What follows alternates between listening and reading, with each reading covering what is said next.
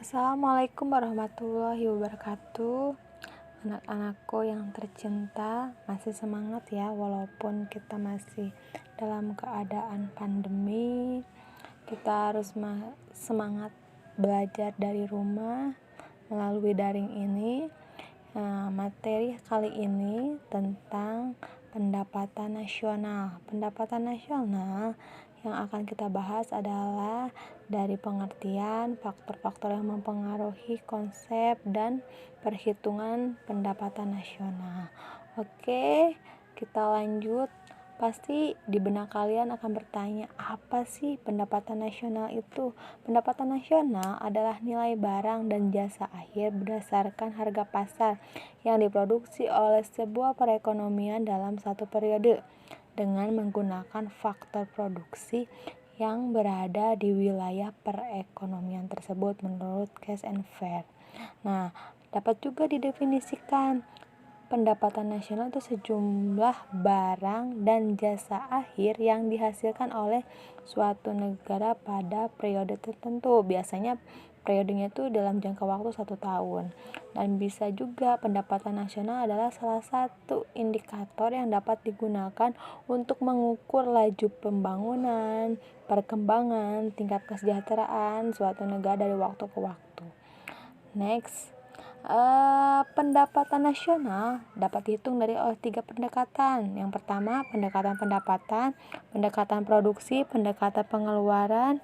Nah, di situ nanti kita akan bahas bagaimana sih cara pendekatan-pendekatan itu untuk menghitung menjadi pendapatan nasional. Oke, ada juga beberapa faktor yang mempengaruhi pendapatan nasional. Di sini ada 7 faktor-faktor yang dapat mempengaruhi pendekatan nasional ini. Yang pertama adalah kualitas dalam keberadaan faktor produksi. Di sini faktor produksi merupakan seperti tenaga kerja, sumber daya alam, modal, dan skill. Nah, keberadaan dan kualitas faktor produksi memungkinkan suatu negara dapat meningkatkan pendapatan nasional. Jadi dapat mempengaruhi ya. Terus yang kedua, tingkat teknologi. Penguasaan teknologi memungkinkan perusahaan akan meningkatkan produktivitasnya. Terus yang ketiga, tingkat investasi. Investasi adalah kegiatan penanaman modal dari pemilik faktor produksi. Tujuannya adalah untuk meningkatkan produksi barang dan jasa. Keempat, ada tingkat bunga. Tinggi rendahnya suku bunga dapat berpengaruh terhadap pertumbuhan investasi di suatu negara, karena menerapkan suku bunga yang rendah akan memacu para pemilik faktor produksi melakukan investasi di berbagai bidang usaha. Nah, terus yang kelima ada pengeluaran pemerintah. Karena pengeluaran pemerintah akan berdampak terhadap peningkatan pendapatan nasional. Karena pengeluaran pemerintah juga biasanya merupakan pengeluaran modal, tujuannya sih biasanya untuk meningkatkan gairah perekonomian nasional. Yang keenam, peningkatannya ekspor. Ekspor merupakan pertanda bahwa suatu negara pertumbuhan ekonominya akan meningkat karena ekspor mendatangkan suatu pendapatan negara berasal dari devisa, pajak, ekspor, dan lainnya. Nah, yang terakhir adalah pengharapan. Keputusan pengusaha untuk berinvestasi yaitu menanamkan modal untuk kegiatan produksinya berdasarkan harapan kondisi perekonomian di masa depan itu akan lebih baik. Oke, kita lanjut. Konsep pendekatan nasional. Ada beberapa konsep pendapatan nasional. Di sini ada 6. Yang pertama tuh GNP. GNP itu Gross Domestic Product. GNP atau produk domestik bruto adalah sejumlah produk yang dihasilkan masyarakat suatu negara, termasuk produksi yang dihasilkan oleh masyarakat asing yang tinggal atau berada di negara tersebut. Yang kedua adalah GNP, Gross National Product. GNP atau produk nasional bruto adalah jumlah seluruh produk yang dihasilkan suatu negara, termasuk produk yang dihasilkan oleh masyarakat yang tinggal di luar negeri, tetapi tetap dihitungkan diperhitungkan produknya yang dihasilkan oleh masyarakat asing yang tinggal di dalam negeri dalam waktu ke waktu. Nah, GNP itu sama dengan GDP dikurangi pendapatan faktor neto dari luar negeri. Jadi dihitung dulu GNP-nya baru ke GNP. GNP bisa diketahui harus terlebih dahulu harus diketahui GDP-nya. Yang ketiga NNP. NNP itu Net National Product. NNP atau produk bersih nasional adalah GNP dikurangi penyusutan modal. Nah, yang keempat NNI, Net National Income. NNI atau pendapatan nasional bersih adalah NNP dikurangi pajak yang tidak langsung. Nah, yang kelima adalah kita harus mengetahui PI-nya, personal income. PI adalah pendapatan perseorangan. Ya, adalah pendapatan yang secara formal diterima oleh masyarakat. Besarnya PI adalah NNI dikurangi dengan dana sosial, pajak perusahaan, laba yang tidak dibagikan, dan ditambah dengan transfer payment. Nah, yang terakhir kita harus mengetahui DI, Disposable Income. Disposable Income adalah pendapatan yang benar-benar diterima oleh masyarakat dan siap untuk dibelanjakan. DI adalah PI dikurangi setelah pajak langsung. Oke, kita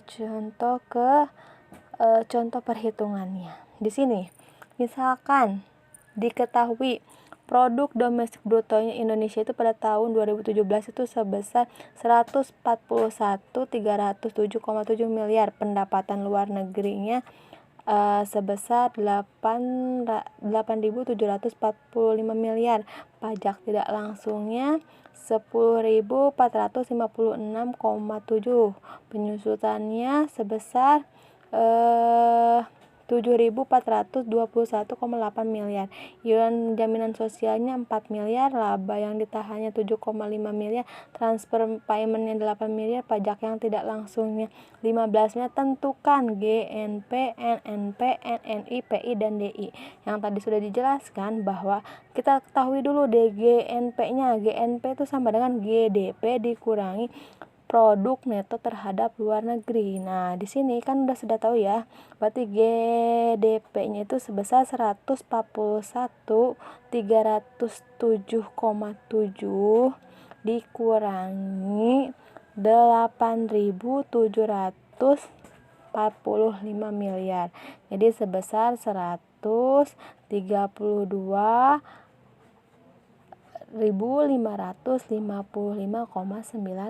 miliar. Dan terus kedua, kita ketahui lagi NNP. Sudah ketahui kan di atas GNP-nya berapa?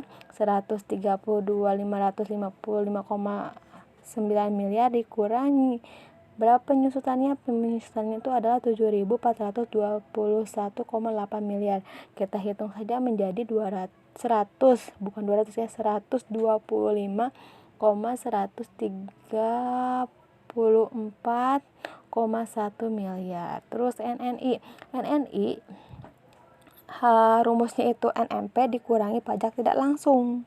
Nah, berarti kan sudah diketahui ya NNP-nya berapa, langsung dikurangi 10.456,7 miliar menjadi NNI-nya adalah 114.677,4 miliar.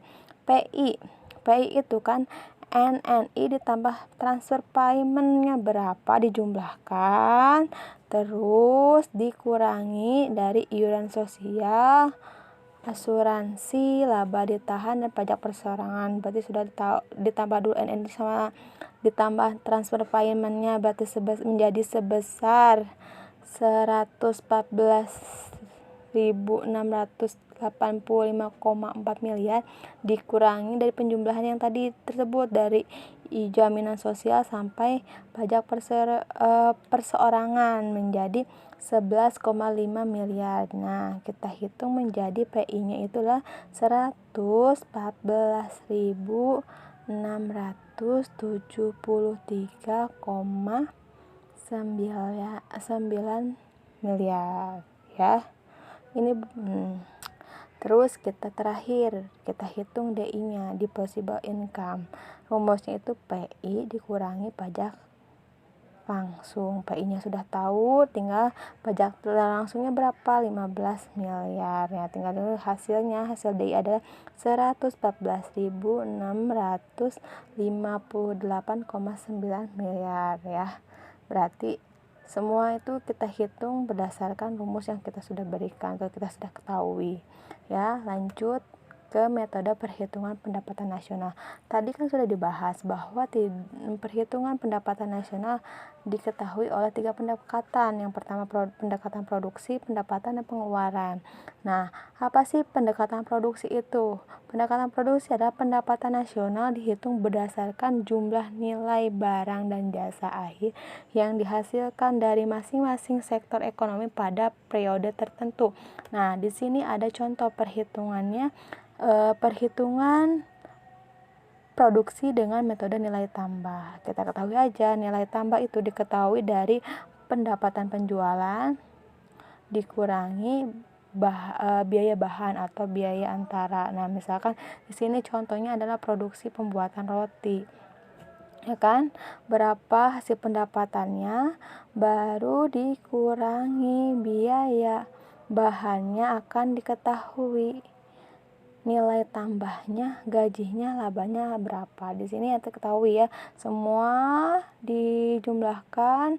Nah, menjadi nih pendapatan penjualannya 207 dan biaya bahannya min ya, berarti 207 di min 117, maka nilai tambahnya menjadi 90.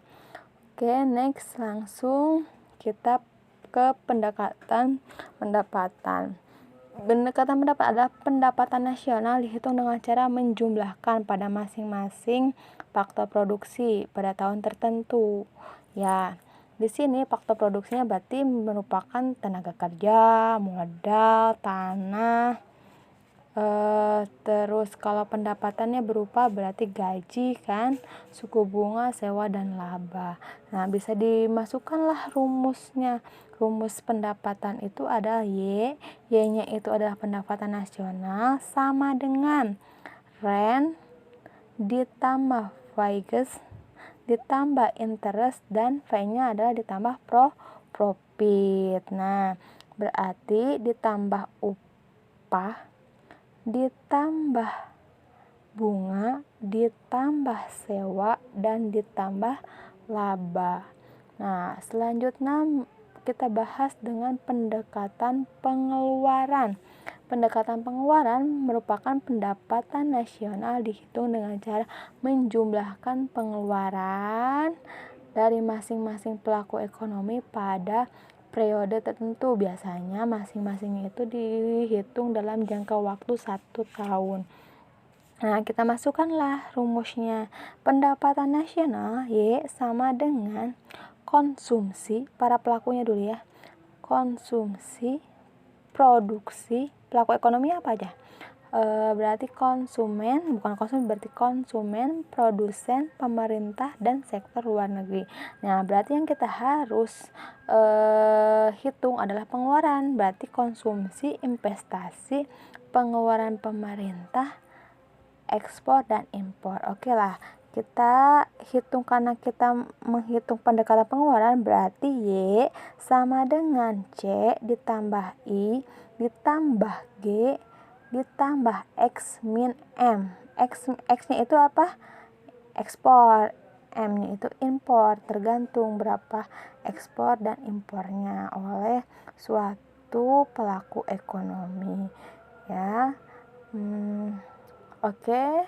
Mungkin materi tentang pendapatan sampai metode pendapatan nasional mungkin kita bahas sampai di sini. Tugas kalian adalah hitunglah yang diketahui PDB-nya suatu negara ini dengan menghitung besarnya GNP, NNP, NNI, PI, dan DI pada suatu negara. Mudah-mudahan kalian tidak patah semangat, terus belajar, dan menumbuhkan rasa ingin tahu yang tinggi. Sampai di sini. Kita kembali minggu depan. Assalamualaikum warahmatullahi wabarakatuh.